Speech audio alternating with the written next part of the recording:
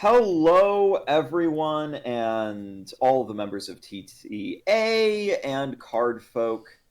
This is the Seven Sins of Game Pitches presented by the Tabletop Aces, and specifically presented by Jacob, aka Ginger, the owner and runner of Tabletop Aces, and myself. I am Rhydon Speed Robo Vasse. I'm the CEO of Speed Robo Games. We are a games publisher. Next slide. Because I already started talking about who we are. Tabletop Aces is a networking and information group for aspiring game designers and those who work in the gaming industry. We hold monthly networking events, educational lectures, much like this one, and so much more. If you are interested in joining, for those watching this on YouTube, please do so. We'd love to have you. We are growing at an incredible rate, and it's been so amazing to be able to help other game designers get the word out and help design their games. And it's been really, really great just having a community to connect with, many of which are sitting in a Discord call with us right now. We do, in fact, have a live studio audience, which is we're very grateful for. And a lot of that growth is just due to word of mouth of our members. So that is, give yourselves a pat on the back and a round of applause. This community is because of you guys. Before we move on to the next slide, Jacob, would you like to give a little bit of background to yourself as to why we are qualified to give this specific presentation on game pitching? Yeah, absolutely. So we come from very different but similar backgrounds, you and I. I am a constantly online social media freak, which is not a good thing. I'm not endorsing that, but I run r/TCG on Reddit. I've been a content creator for years upon years. I make silly little videos still, but I'm semi-retired from directly making videos, and I come from the world of marketing. So I hear pitches every single day, most of them bad. Now, the pitches I hear in Tabletop Aces, those are totally always 100% amazing. No qualms. Absolutely. You know, never.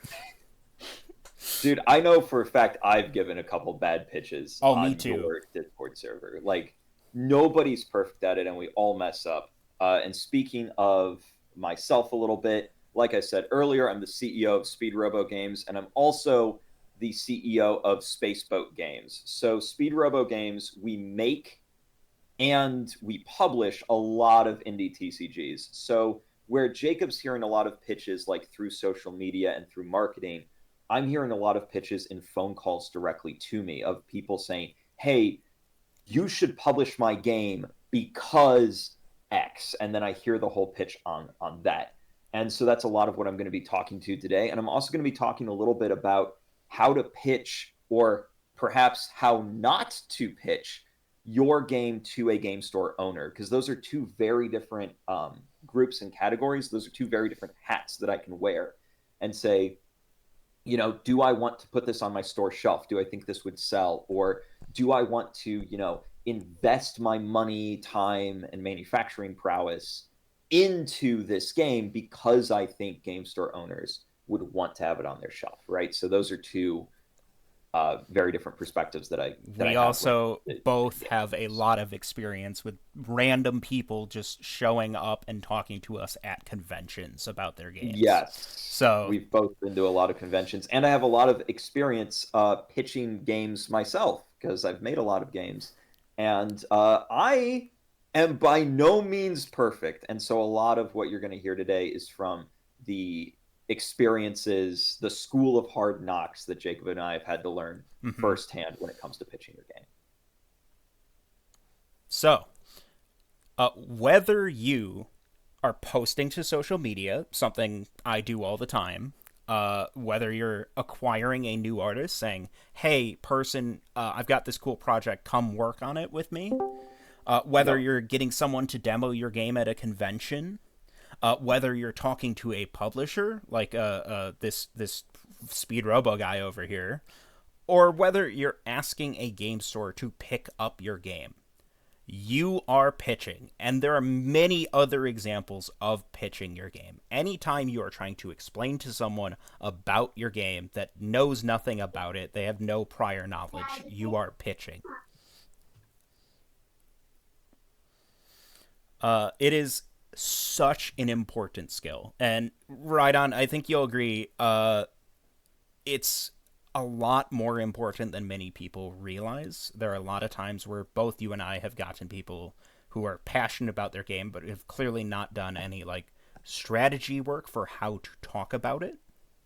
Yes, all the time. Like I see people that have, incredible skill and talent and great ideas completely flub the pitch, and it is hard to recover from that because first impressions really matter. So this is without a doubt one of the most important skills that you can practice when it comes to becoming a game developer, especially when it comes to being a small developer and a solo developer. I mean, if you're a large company or you have a huge seed fund for your game, you can hire somebody that has experience in marketing and pitching to help you out with that. But this is primarily a session and seminar for the solo dev, the two-man team. You know what I mean? And when it comes to that, even if you're the guy writing the rule book, you're going to have to know how to pitch your game and get people interested. And like I said, first impressions matter, and pitching your game is that first impression. This is one of the most important things that you can learn. And the good news is it is relatively easy to practice and get better at. So by no means despair if you think that you're not very good at this to begin with. It is not that hard to get better. Yeah, you will naturally get better as you do it. You know, regardless of whether or not you're trying to, practice makes it easier, and learning about how to pitch will accelerate that. Yeah, Now, absolutely. a bit of a disclaimer for you guys.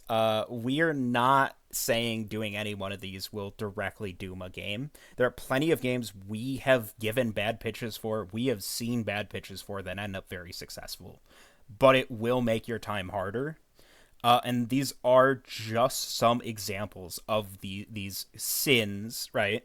There Yep. are many other mistakes you can make. This is just a nice, fun, clickbaity way to present them to you guys. And Exactly. many of the examples we're showing can, bleed over into multiple sins.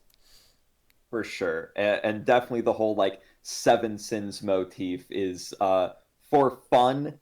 Don't take it too seriously, but definitely, listen to like these examples and these concepts are what's important, not necessarily it's not a hard and fast like law that these No. are, the seven, right?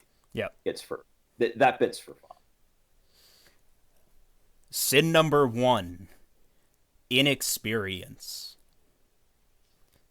Uh, I think you can comment on this just as much. That this is one of the most common issues we see. People who are new to the industry and don't understand what they're doing, and worse than that, don't know that they don't know. Correct. Yeah. Not being able to answer basic questions comes up a lot when I'm talking to people who are pitching to me, where, I'll fire off some basic questions of like, oh, you know, are you using, this kind of system, or what's your business model? Have you considered using like I don't know, like this comes up a lot of like I'll be like, oh hey, have you considered using a LCG business model? And they're like, what's an LCG? And it's like, oh, uh-oh.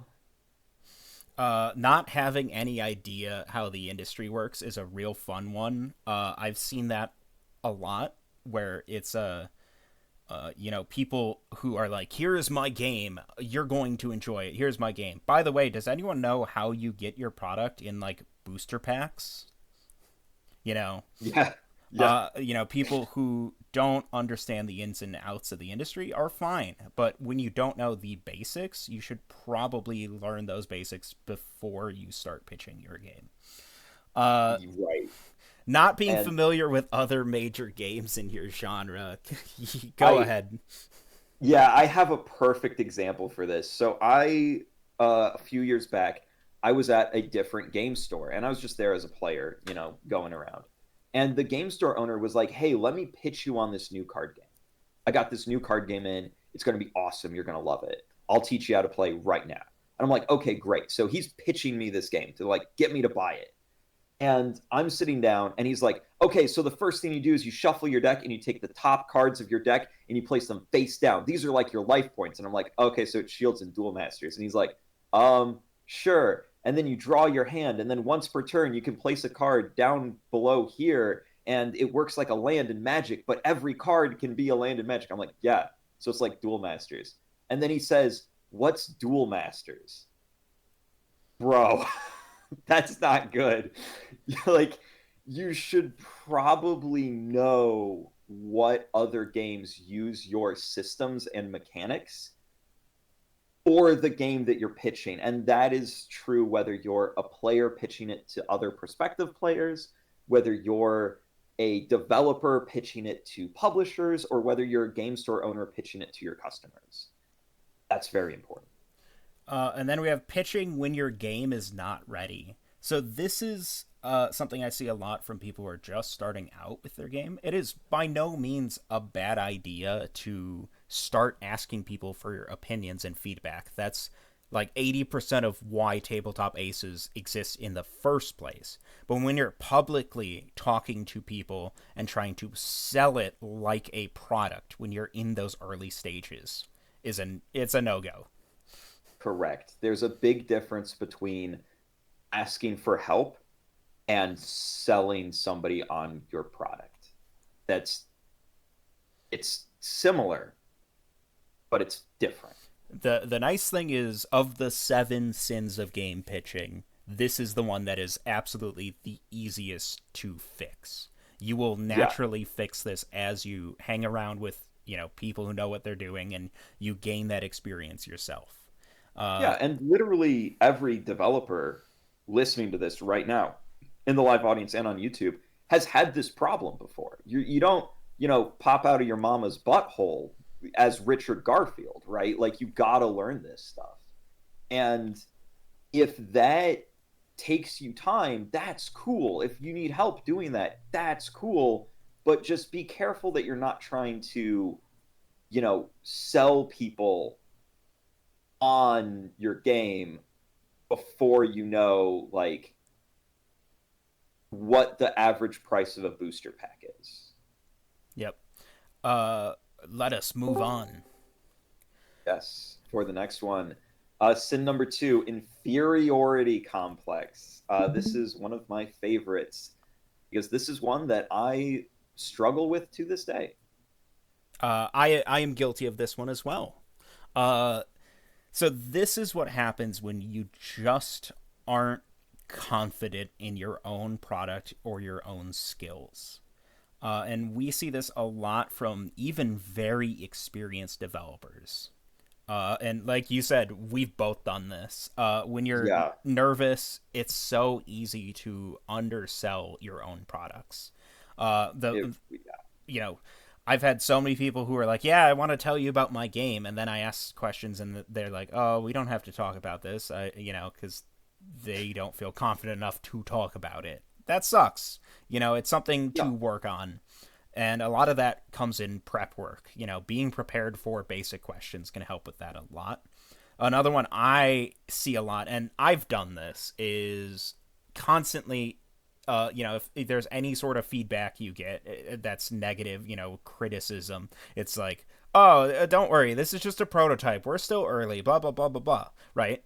Oh, yeah. I've seen people excuse away their entire modem apparatus as this is early. I'll change everything about my game for you to just for you to like it here in this moment. Exactly. And I have been so like personally, I have been guilty of doing that exact thing. And the but sometimes, right? It's like, if somebody's like, "Oh, I don't like this element of your game, and then it's like, oh, but sometimes it's not quite like that. I've done that. Don't do that. That's a just like when it is so easy to not feel confident about your own game because so often we are our own worst critics in your head. And I know like everybody in this call is nodding along to that. They're like, yep, yeah, I think I suck. The reality is that you're cooler than you think you are in many instances. And, we're going to take a lot of criticism on the chin. That should not, getting criticism is good. And part of not falling into the inferiority complex is being able to take that criticism with stride, nodding along to it and saying, yep, that's fair feedback. You're correct. I did that and maybe it could be better, but you know what? I still did this game and that's pretty cool. Yeah. Now, it is a balancing act. It There is. is a chance that once you're feeling more confident about your game and your pitching and your own skill set, you might take it in the opposite direction, which is where we The get opposite to direction, Jacob. What sin could that number mean? Oh no! sin number 3, superiority complex. Yep. This one, I would say, is actually far more likely to kill a promising game than the previous one. It is a lot harder to excuse. Yeah, exactly. When you are pitching your game and all you do the entire time is say, I'm a competitor to Pokemon, Magic, and or Yu-Gi-Oh! Often It's all like three. I've seen often all three. I've Yeah. seen so many people who are like, "Hey, I'm making a tabletop RPG and it's going to be bigger than Dungeons and Dragons." It's like, "No. No it is not. Stop It's kidding yeah. yourself."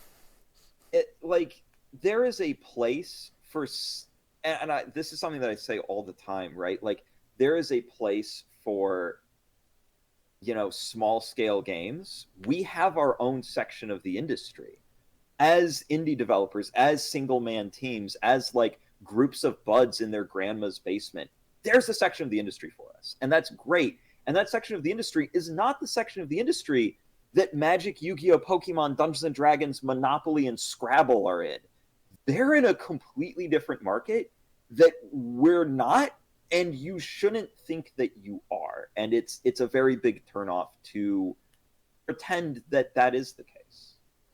The I love talking about the assuming people must be interested thing because this is one of the things I see maybe more than any others, which is hello, look at this single piece of art. I'm not going to tell you anything about it, but surely you're going to be into it.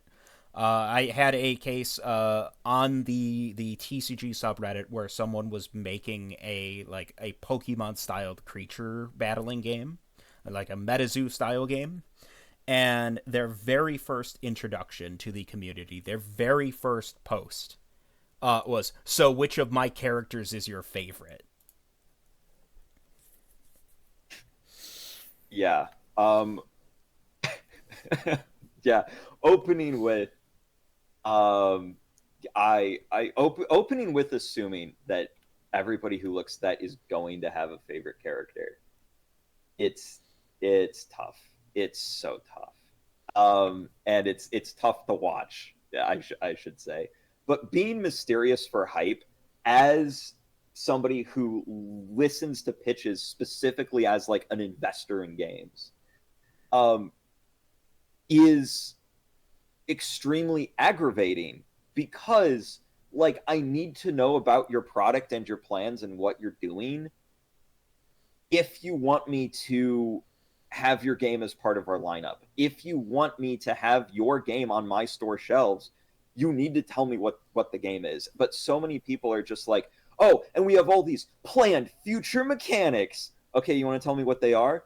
No, because that'll ruin the mystery. Mm-hmm. And that definitely ties Please into don't. another sin we will get to as well. Yes, but And again, you're going to see pitching when your game is not ready a lot here. And right now, it's because you have some people who are so confident in their game that surely you're going to love it. That they can, give you this a piece of a napkin that they scrolled on in a cocktail bar, and that is the initial prototype of their game, and now bow down to them. You know. Yeah, exactly, exactly. I get that a shocking amount in my email. And those are to be completely open to everybody, those are the ones that I just flat out ignore more than anything else, where it's just like, I'll take a look at the email and it's obvious that they started 2 weeks ago and think that they are the hype. They're Vegeta. They're literally Vegeta in that gif. I will just simply not respond. Yeah. So yeah, please don't do that.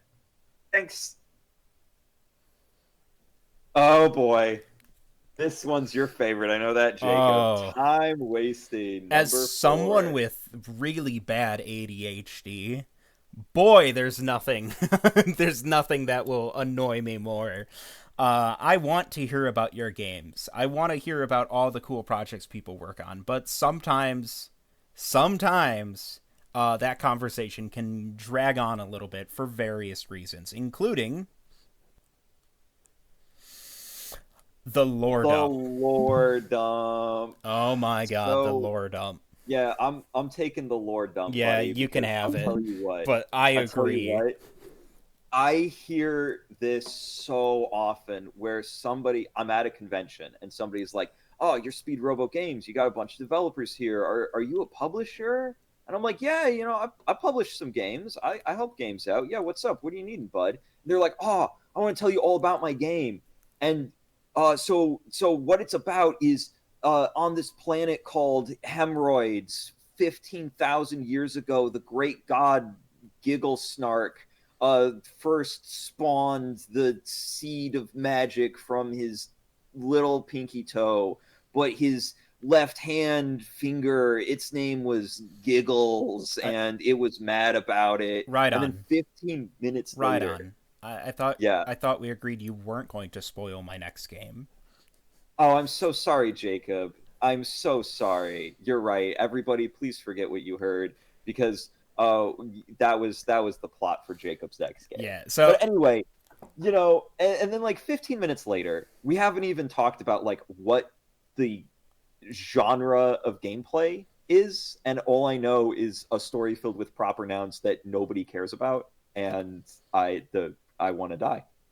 that's one I see a lot on Kickstarter, where Mhm. you've got your Kickstarter sprawl for your game, and then like half of it is devoted to lore, and it's always the first half, and then the very basic details at the bottom. It's like we have a long time saying in with D&D where like you've got a DM who's just writing furiously this big awesome cool world and they're going to force their players through it, and it's like just write a book, dude. Yeah. So I have actually had to tell that to somebody who I was talking to not too long ago, where I was like, "Hey man, this doesn't have to be a game. Like, if you really just want to write characters and draw cool pictures, like graphic novels are a genre, bro. You and like that's cool. I would love to see more people do more creative webcomics. That's fun. I know for a fact that we actually have a couple webcomic artists in Tabletop Aces right now making webcomics. You are welcome to do that here and share that here and talk about that here. Like, please do so, but like understand when what you're making may not be best to be a game. The this one pitching to obvious no people outside your demo, I Yes. think that infuriates me more than anything else. So this is like, hey, I am making a dark fantasy war gaming game with miniatures to paint, and it's graphic and brutal. And oh, hey, look, there's a grandma over here who came to the convention with her kids. Let me spend 10 minutes desperately trying to convince her to buy into this.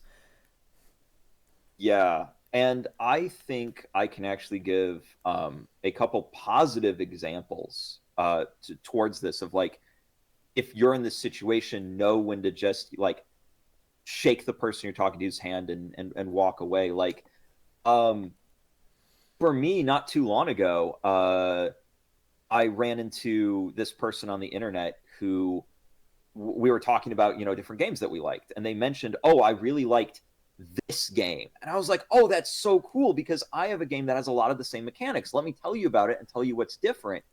And then they looked at the game and they were like, oh, yeah, the art's really not for me. That first game we were talking about that was made by the other company, I really liked it mostly just because I really liked the artists that were involved in it. And I was like, oh, yeah, cool, no problem. Oh, so you're less about gameplay, more about like collecting the cool artwork? First off, based. Secondly, yeah, my game's totally not for you. Hey, thanks for taking a look anyway. And like that's cool. And that person and I, we're still friends. We talk, we hang out, and we have a good time. Like understanding when somebody might just not like your game and being cool and chill about it is actually a great way to make friends. And then that person, will remember that they had a good interaction with you. And if they come across somebody else who might like your game in the future, they might be like, hey, I had a really cool interaction with that Speed Robo guy. Hey, take a look at his game. You might like it. I didn't, but you might. And just, yeah, like it's actually a good way to pitch your game to know when to like stop. Yeah. Like it genuinely helps. Pitching obvious vaporware, that is for those games out there. We all know someone like this. Maybe you are someone like this. And that's okay. Where someone's got a game that's a passion project, but it's a passion project that constantly is shifting. They're on their 15th complete rebuild of their game. And it's likely to never come out, but they're still pitching it to people because they don't want to admit that. Yeah, exactly. And one thing I'll say on that is to everybody, listening right now, if you have just your hobby project that you keep tweaking and messing with and changing all the screws and like, oh, I want it to be a tabletop RPG. Now I want it to be a board game. Now I want it to be a card game. Now it's a board game again. First off, I think that's cool. That's great. That's an awesome outlet for your creativity. Make a TTS mod and share it with your buds every time you do a new iteration of it, right? Like that's so awesome. But please understand that what you're making is never going to go to like mass market, and that's okay. And of course, Um, we have pitching when your game is not ready. The single correct, biggest example of time wasting you could have. correct. Like if your game is not ready to be played, then why are you pitching it to me? Because like as a player, right? Because that's the core of where I approach all this of like I'm a player, I want to play cool games. And if you're telling me about your game and I at the end I'm like, yeah, that sounds dope. Do you have a TTS mod, maybe a print to play? You got starter decks? And the answer is no. It's like, well, now, before we move on to number 5, there is actually something I wanted to read in chat. Oh yeah? In regards to time wasting, one of our live studio audience members typed, "Desperation is palpable," and yeah, that's correct. I think that's where a lot of the time wasting and even the like, insecurities we talked about in number 2 comes from is from a stance of desperation in many ways, and I feel like that's a really good point. Number 5, we're going nuclear here. Oh yeah. Antisocial behavior. Oh Oh boy. boy, do we have some stories. Yeah. Yeah. Um,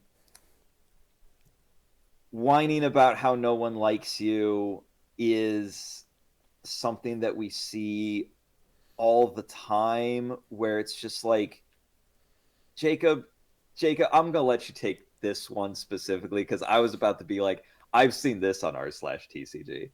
Yeah, there are a lot of times when people get like initial negative feedback or critique, or maybe they just post something and it gets some downvotes on Reddit or just no interaction on other platforms. It's like, let's complain about how the world is out to get me. And there's nothing that will instantly kill a game like that. No one will take you seriously ever again if you're like that. It's I just cannot. I genuinely can't think of a worse first impression. that Like that's a deal breaker. it is, and again, so much of this talk when pitching is being graceful when things aren't going your way, because pitching is hard and you're going to get way more rejections than you do acceptance. That's just the reality of it. That's how it's been for authors making novels, for comic book artists drawing comic book. Like, that's welcome to being a artist trying to make their way through capitalism, right? This is how it's been for centuries, even before like tabletop games and card games became more mainstream. Like I said, if you were writing a novel back in France in the 1700s and you were trying to pitch this to people, to printing presses, you get way more rejection letters than you would ever get acceptance letters. And that's what it's like today. So, whining about the rejections you get does not a good look make. Hijacking conversations. That one's easy. If people are doing their own thing, having a good time, minding their own business, don't jump in and talk about your projects. We see it Yeah. a lot, and there's a time or place to be like, yeah, that reminds me of my game, and here's a little bit about it. But there are a lot of times where someone's like, yeah, that kind of reminds me of that thing about my game, and it's like, yeah, the conversation should totally now be all about my game. Right. You're not the main character. Exactly. You're not the main character. And there's a time and place for it, right? Because I've seen this done well and I've seen it done poorly in many ways, right? Like, just as an example, I've seen somebody in just totally like innocuous Discord groups, um, where like you would see people talking about like artwork, or a new card gets posted for a different TCG, right? And then somebody jumps in and is like, "Oh, that reminds me of my game." And you can do it if like people are joking, cracking jokes, being jovial. You can be like, hey, that reminds me of mine. And then if you like yes and play off of it and keep the conversation like about the first topic, you can pull it off. But it's really hard to do, and a lot of times it just comes off as you having main character syndrome and thinking that, again, like we talked about earlier, that everybody must be interested in your game, when really they're talking about like, I don't know, like the new Pokemon Pocket, man. Like, stuff like that, just be careful out there. It's cool to share and talk about your game, but if people are having a good time and vibing to something else, maybe save it for later. Positively dealing with feedback and criticism is an entire discussion on its own, so we're not going to dwell on that one too much here. We will Yes, certainly have many thoughts on it. It can be an entire presentation. But you guys should know absolutely. it's hard, but, it's something you got to do with and deal with well. And of course, pitching when your game is not ready. Just read the room, Yeah, please. please. That's the gist of this slide. Please read the room. Please conduct yourself with grace when you're out there on the internet. I know it can be hard because everybody's, a faceless blob behind the computer screen, but just do your best to keep in mind that there's real people behind there, and that's all. Just keep it cool. And as our chat just said, honestly own up and apologize when you make mistakes. Yeah, Yeah. that's correct. Yeah, if you do that, you're gonna have a much better time. Don't double down. Oh boy. Sin number Oh boy. 6, unique. Now, this one Yep. is a lot more specific than our others on this list. It is a particular thing we see sometimes. It is not a universal thing we see all the time, but when we see it, it is omnipresent. When someone has this bad habit, uh, it is the one thing they do, and it will consume their game very easily. Yes. This whole thing is a great way to turn your victories into failures. And let's talk about that in regards to these points. Like, if you're out there praising yourself for doing things that are like normal or easy or like everybody else in the group has already done, you are going to turn the conversation from, people seeing your accomplishments into like, why are you acting like this is a big deal when it's not? And a good example of this is, I once saw a game pitching itself entirely based on the fact that they had gotten sample cards printed from MPC. Dude. And they were talking about how it's like, oh, and we got this paper quality and our cards are great quality. And it's like, anybody can order from NPC, man. That's like the easiest part. You want to tell me about your gameplay maybe instead? Mm-hmm. And speaking of gameplay, oh, there are Yeah. so many games out there. Usually ones that don't last long. That their big pitch is that they're unique. They are pitching, this is something you've never seen before. This is something completely original. This is something brand new. Uh, and it never turns out well. And the reason isn't necessarily obvious. You might be unique. I'll give you that. You Chances are you're not. There's probably some other game that does the thing you're proud of being unique for that you just haven't heard of. That goes back to what we were talking about earlier, not knowing other games in your space that do the same things as you do. But if your game truly is unique, people will notice that just by looking at it, just by learning how it plays. You don't have to tell them that necessarily, and especially don't make it your primary selling point. Because guess what? Not only is it not a good selling point, it is also something that can be easily unwritten. Because guess what? If you're making a truly unique game out there, I can go right now and just copy you. Yeah. Which brings us to patents and trademarks, doesn't it? Patents and trademarks. Oh my gosh, this is the one that I need to talk about because this comes up when people are pitching their games to me constantly, where I'm just like, all right, yeah, the theme sounds cool, the core gameplay loop. I think I'm picking up what you're putting down. Can you tell me more specifics about how your game plays and how you're planning to implement these mechanics? Can you show me some of the cards? No, I can't because the trademark hasn't been filed for it yet.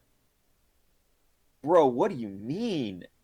You know how many of my games from my company are patented and trademarked? Zero. Because it doesn't do anything. It doesn't help you. And, seeing somebody even like talk about the patents and trademarks, while it falls under unique, it also kind of falls under, point number one, industry and inexperience. Because if they are extremely worried about, patenting their game mechanics in particular, um, yeah, that historically hasn't done much. Like, the reason why the TCG industry is an industry that exists is because Wizards patent didn't hold up, right? Mm-hmm. And everybody here knows that. So seeing somebody being really worried about patenting their game mechanics, it's like, um It's also that's just kind of a really non-starter. expensive of a process, and it's a process Yeah. filled with scammers. There are so many people who will happily take your big check for getting you your patent or trademark that are not real. There's so many better applications of your time and money. there Mm-hmm. there there just are. Like, And that and goes that along for with the I'd tell you, but you'd steal my idea. No one's going to right. steal your idea, first of all. Like, yeah, I just said you could, but like No everyone one's has telling you their that. own ideas for a game. There's no one out there who's like, hey, I'm gonna make all your cards and just print them myself. Yeah. That's not a thing. And to read a comment from the live audience, it's okay if your game isn't unique. The way you utilize it and add your own spin to it is what matters, and that is 1 billion% correct. Like, Halo at its core is just Doom. It's a Lego space. It's a green Lego spaceman walking around blowing up aliens in first person, right? What's that? It's Doom and it's Halo. But Halo added twists like regenerating health and all of that jazz that made it stand out and be unique on its own. And it's the same with tabletop gaming. You can say, oh man, I really like Settlers of Catan, but I wish it was space themed and had random meteor strikes. Boom, that's a game. Go make that game. That sounds dope. I'd play that. Mm-hmm. But like, you know, number Absolutely. 7. Oh, number Something's 7. missing. We've reached our last sin, and this is probably the most complex one to explain, so bear with us. But this is when you are pitching your game, and it's obvious to everyone in the room that there's something missing. We're going to start with the community norms. So these are the things that make you stand out in a community as an outsider. A great example is the Kickstarter campaign thing. I review Kickstarters on a daily basis. I've done it professionally, doing actual work helping people with their Kickstarters, and I do it for fun. I'm weird like that, right? And one of the first things that will get me to go, oh, okay, so this isn't a real serious campaign, is not having a Kickstarter trailer video, something that is built into Kickstarter for a reason. Stuff like not tagging your Reddit posts with topics or following the rules of those communities. Reddit is the example I'm using because Reddit tends to be particularly strict with that kind of stuff versus other platforms. And stuff like not wearing appropriate clothing to a professional meeting. Anything that makes you look like an outsider, someone who is not part of a community, is bad. And especially, if it's something where it's like, oh, clearly this person has jumped into this community to promote their thing, but they haven't spent any time here. That shows that you are here to pitch, not that you are a member of the community who happens to be pitching right now. Your turn. Oh, and not having the needed pieces. This is absolutely my turf. Uh, you know, like if you're coming to pitch your game, and there's like clear like component gaps missing. For example, you've got a rule book, but you don't mention your gameplay to me at all during the pitch, or if you just don't even have a rule book at all, and it doesn't even have to be like a good one or a finished one. It could just be a Google Doc with chicken scratch on it, man. But I'm gonna need something other than just, oh, my rules are in my brain. It's fine. Trust me, bro. And not having basic info for a meeting with a publisher. So often I've asked like, okay, yeah, this sounds good. I see you've got all your components, all your ducks in a row. If we were to start publishing this game and help you out with game development, I'd need to know how you balance the game. So what's your value system equation, right? What's your big algebraic equation with all of your numbers and components to make the cards all balanced? And then that person's like, I don't have one. Okay, that's a pretty big missing piece. Or if I ask them like, what's your business model? This comes up all the time. What's your business model? I don't know what my business model is. Oh boy. Any idea on what business model you might want? Because we could sell it multiple different ways. Oh, I don't know. I haven't really thought about that. Please think about that before talking to. Please think about that before pitching your game. Mm-hmm. And then we've got a third one, and boy. Yeah. Oh, so this is a goal. And we're not just talking about the goal for what you want, like you want to be big and famous and lock in with a publisher and sell a bajillion, T-zillion copies of your game. We are talking specifically a goal for the pitch. Specifically, define what success is in your pitch. If you're at a convention running demos for your game, your goal shouldn't be selling the person on the game and getting them to buy it necessarily. It should be sitting down to play the game, right? Yep. The big example I have that I see far too often, and it breaks my heart every time, is someone puts out a post on Twitter or Instagram or Reddit, etc., or like on Board Game Geeks forums. I see this a lot, where it's someone talking about their game and they've got a great pitch that nails everything, and it's like, oh, this is looking pretty good, right? Good job. And then they forget the crucial step of including a link to anything, wherever they wanted to send them via it might be the store, it might be their Discord server, etc., etc. They didn't think about what that next step would be for the person they're pitching to, and Yeah, that exactly. crushes me every time because it's like watching someone get right up to the finish line and then die of a heart attack. And as a store owner, this has happened to me so often where somebody will pitch me on their board game, right? And I'm like, oh, that sounds great. I know my customers are going to love this. How do I order it? And they're like, oh, you can't. Dude, then why are we talking? What do you, what? What do you mean I can't order it? That's a huge problem. And it's like, if you don't have an end goal for your pitch, don't pitch. You're not ready yet. You need to because obviously if you're talking to a store owner, the goal should be to get me to put it on your shelf. If I can't do that, then the pitch isn't going to work.